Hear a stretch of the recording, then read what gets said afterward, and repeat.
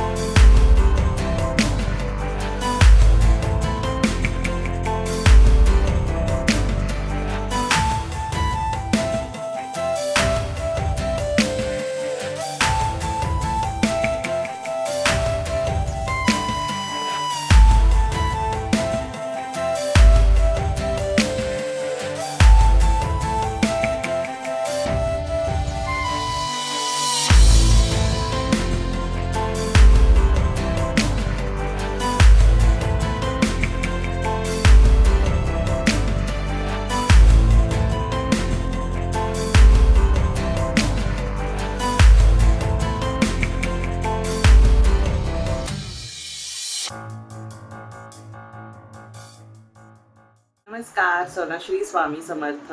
तर आज आहे आपल्या सर्वांचा पवित्र असा दिवस, तो म्हणजे गुरुवार. आपल्या सर्व स्वामी भक्तांसाठी खूप छान असा आजचा दिवस आहे गुरुवारचा. आणि आजची पूजा पण तुम्ही सर्वांनी बघितली की कशी झाली, खूप छान झाली. बऱ्याच दिवसानंतर मला ही सफेद शेवंतीची फुलं मिळालीत. नाहीतर आधी जी व्हायलेट कलरची होती ना, मला तीच मिळायची किंवा झेंडूच मिळायचे.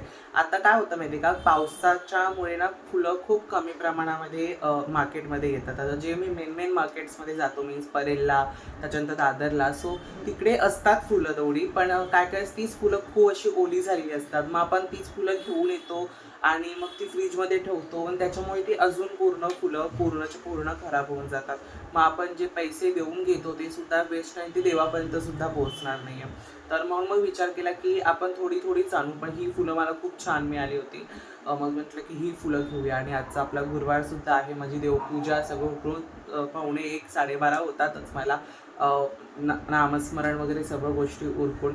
तर आज मी असा का व्हिडिओ बनवला असेल किंवा थंबनेलला मी असं का दिलं असेल की मी बरेच दिवसापासून काही गोष्टी माझ्या यूट्यूब चॅनलमध्ये ऑब्झर्व करतोय की काही निगेटिव्हिटीज बरेचसे आहेत, ज्यांना जेव्हा मी काही वस्तू घेतो आणि त्या तुम्हाला दाखवतो, बरेच जण म्हणजे 10% ते 3% पकडा, 3%च पकडा की तेवढे जण निगेटिव्हिटीज असतील आपल्या यूट्यूब चॅनलवरती किंवा माझ्या डॅशबोर्डवरती. बाकी पूर्ण 97% स्वामी भक्तच आहेत. आणि मला माहिती आहे की तुम्हाला सर्वांना व्हिडिओज आवडतात. जरी व्हिडिओज आपले 3-4 दिवस गेले नाहीत की लगेच कमेंट्स यायला सुरू होतात, आता व्हिडिओ कुठे गेले, तू आजारी आहेस का, काय झालं, सगळे असे एकत्र पूर्ण सगळ्यांचा रश होतो. आणि त्याच्यातच ते 3-4 जण असे मिळतात की म्हणजे आपल्या असतात ना की आपल्या अशा तांदळामध्ये सगळे तांदूळ स्वच्छ असतात, चांगले असतात, पण त्याच्यात असे 3-4 खडे असतात की ते त्या तांदळाला खराब करतात.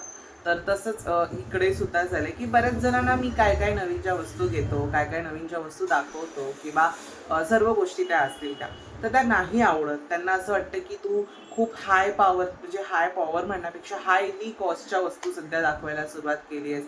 तुझी दशा सेम आता मेघाताईसारखी झाली आहे. पहिला तू कमी कमी वस्तू दाखवायचा, आता तू खूप हजारोच्या ह्याच्याने वस्तू दाखवतो. मी अजूनपर्यंत असं तरी मला वाटत नाही की मी हायरली कॉस्टच्या अशा वस्तू दाखवत असतील ज्या 10, 15, 20 हजाराच्या वगैरे आहेत. आतापर्यंत मी तुम्हाला महाभारत समय दाखवली, ती पण 5,500-5,000पर्यंत तुम्हाला पडते. त्याच्यानंतर त्यांनी माझ्या मते मला असं वाटतं की त्या दादांनी किंवा ताईंनी त्यांनी अशा कमेंट का केल्या, कारण जी मी भांडी आता ट्रायप्लायची घेतली होती, पण खरंच त्यांची प्राईस तेवढी असेल आणि ज्यांना परवडतं ते लोक ती गोष्ट नक्कीच घेतील आणि ज्यांना खरंच नाही काय परवडतं ते लोक त्या गोष्टीसाठी सेव्हिंग करून नंतर घेतील.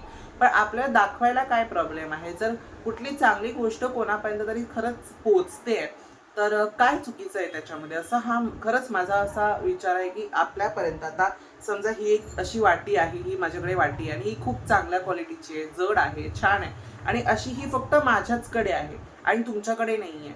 तर आणि जर मी ही गोष्ट तुम्हाला दाखवली की बाबा ही या ठिकाणी अवेलेबल आहे, तुम्ही जाऊन घेऊ शकता किंवा तुम्ही कुरिअर घेऊ शकता त्याचं, तर चांगली वस्तू तुमच्यापर्यंत ती गोष्ट पोहोचते आणि खरंच मला त्याच्यातून पण असं वाटतं की जर कुठली चांगली वस्तू तुमच्या आता मार्केटमध्ये किती चीप गोष्टी अवेलेबल आहेत किंवा किती विचित्र गोष्टी अवेलेबल आहेत की जे तुम्हाला स्वस्तामध्ये विकल्या जातात पण खरंच त्या तेवढ्या टिकतात किंवा खरंच त्या तेवढ्या चांगल्या असतात. आता मार्केटमध्ये बरंचसं असं चीप ट्रायप्लाय सुद्धा अवेलेबल असेल स्टीलच्या ह्याच्यामध्ये, त्याला सगळं मग तुम्ही ते घरी आणता, तुम्हाला वाटतं की छान मला स्वस्तात मिळालं, ते मी घरी घेऊन आलो आणि मग त्याच्यात मी जेवण केलं पण ते चिकटतंय, नीट होत नाहीये, मग हा फरक असतो त्याच्यामध्ये. आता प्रश्न राहिला अगरबत्तींचा वगैरे, तर अगरबत्ती अजूनपर्यंत तरी मी हायली कॉस्टच्या कधीच वापरलेल्या नाही. ज्या मला पर्सनली मला ज्या आवडतात, ज्या छान स्वस्त आहेत, छान आहेत, त्याच मी घेतो. आता मला त्याच्या पुढे जो व्हिडिओ आहे ना त्याच्यात मी कापूर दाखवला आहे, धूप दाखवला आहे, तर तो पण तुमच्यापर्यंत पोहोचणार आहे.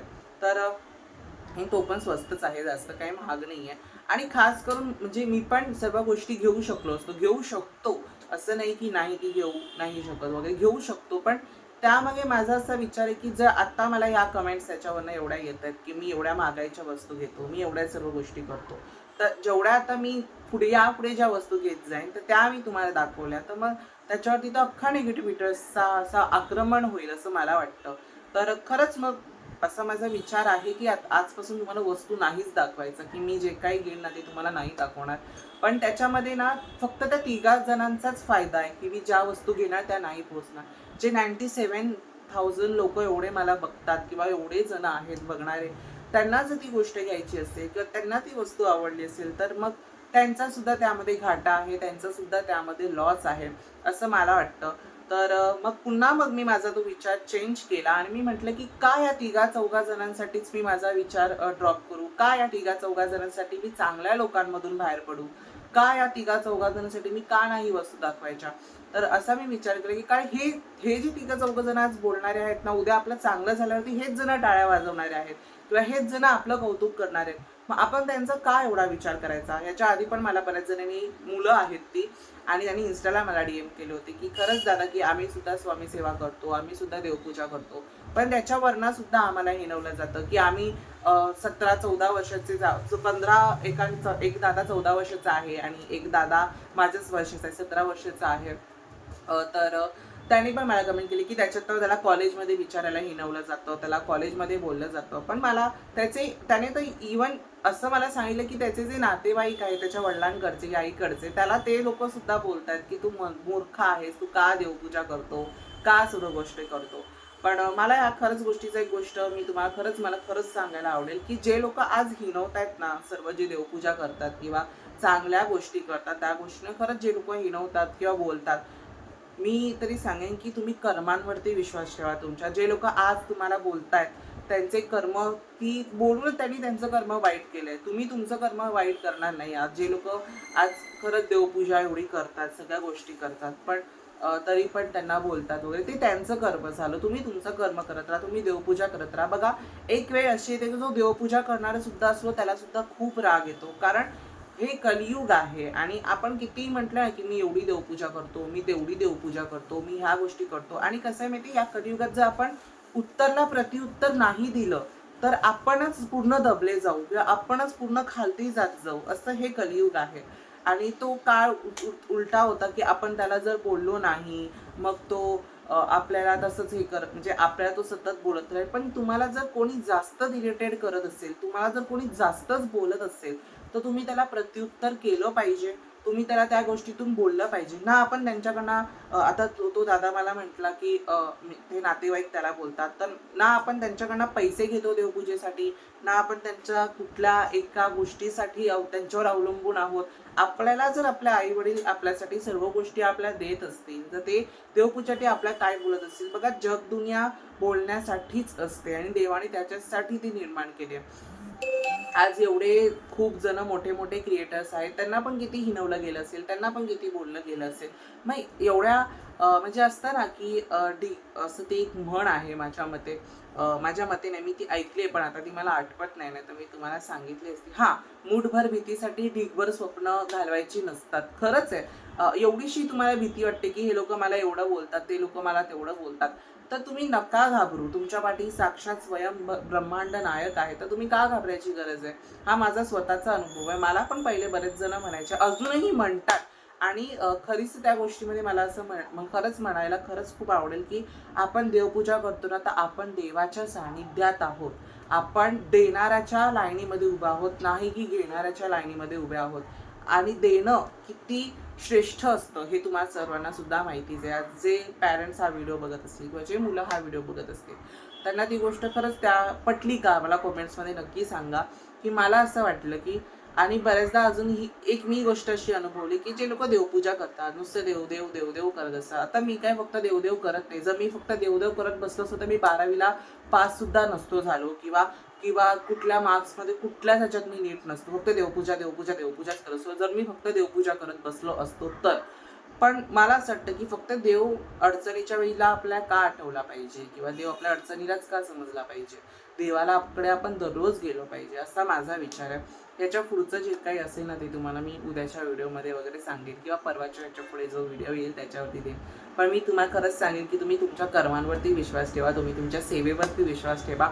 बाकीची जग दुनियाला जाऊ द्या, जिथे जायचंय तिकडे तुम्ही तुमचं करा. आणि जास्त सहन करत बसू नका. एक वेळ अशी येणार की तुम्ही पूर्ण डिप्रेशनमध्ये जाऊ शकता, किंवा एक वेळ अशी येईल की तुम्हाला काहीच सुधारणार नाही, पूर्ण असं शांत राहावं असं वाटेल. पण खरंच उत्तरला प्रत्युत्तर करा, पण प्रत्युत्तर तेव्हाच करा ज्यावेळेस सहनशक्ती तुमची संपेल, आणि ज्यावेळेस तुम्हाला वाटलं की नाही, आता या गोष्टीला स्टॉप लागला पाहिजे. जसं शिशुपाल आणि श्रीकृष्णाची गोष्ट आली. श्रीकृष्णाने शिशुपालाला 100 अपराध शिशुपालाचे श्रीकृष्णाने 100 अपराध सहन केले. आणि जेव्हा त्याने 100 म्हणजे 99 अपराध सहन केले, आणि जेव्हा त्याने तो 100वा अपराध केला, चूक केली, त्यावेळेस श्रीकृष्णाची सहनशक्ती संपली. कारण श्रीकृष्णाने शिशुपालाला आधीच सांगितलं होतं की तुझ्या 100व्या दिवशी तुझा अंत माझ्या हातूनच असेल. आणि शेवटी काय झालं, तेच झालं. तुम्ही समजा की तो आपल्या समोर शिशुपाल आहे. मी असं म्हणत नाही की आपण देव आहोत, आपण श्रीकृष्ण आहोत आणि समोरच्याला शिशुपाल समजायचं. समोरच्याला करू दे जेवढी चूक करायची तेवढी, आपण आपला सरळ मार्ग चालायचा. हे माझं म्हणणं तुमच्यापर्यंत पोहोचवण्याचं होतं. आणि जर खरंच तो दादा हा व्हिडिओ बघत असेल ना, तर मला खरंच सांग, तुला काय वाटलं ही गोष्ट ऐकून. आणि खरंच तू ऐक, चांगल्या गोष्टी ऐक, चांगल्या गोष्टीमध्ये जा. जास्त पण सहन करत बसू नको. प्रत्युत्तर देण्याची सुद्धा क्षमता आपल्यात असली पाहिजे. ओके, चला, आजचा व्हिडिओ तुम्हाला सर्वांना आवडला असेल तर व्हिडिओला लाईक करा, शेअर करा, आणि सगळ्यात महत्त्वाचं सबस्क्राईब करा. पुन्हा भेटूयात अशोदेशका नवीन व्हिडिओमध्ये. तोपर्यंत सर्वांना बाय, आणि सर्वांना श्री स्वामी समर्थ.